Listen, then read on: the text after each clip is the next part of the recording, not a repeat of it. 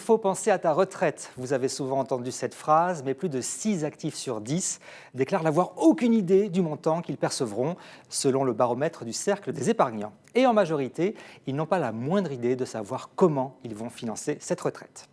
Avec les limites du système de financement, beaucoup de Français constituent leur propre épargne dès le début de la vie active. Alors, premier réflexe, vérifiez que toutes vos expériences professionnelles ont été comptabilisées par les organismes de retraite. S'il y a des oublis, bonne nouvelle, depuis juillet 2021, les demandes de rectification sont traitées immédiatement, alors qu'avant, il fallait attendre l'âge de 55 ans.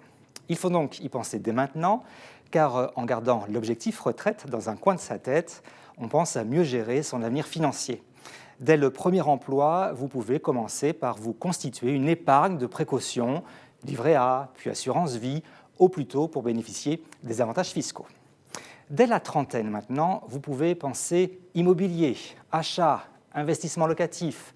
Avec le levier de crédit, vous pourrez vous constituer progressivement un patrimoine grâce au loyer versé. Au passage, vous pouvez en profiter pour réduire votre imposition, le louer meublé non professionnel ou encore le Pinel. Dans les placements maintenant, pensez à plus long terme, 5 ans ou plus, comme le nouveau plan d'épargne retraite, le PER, qui vous permet de déduire vos versements.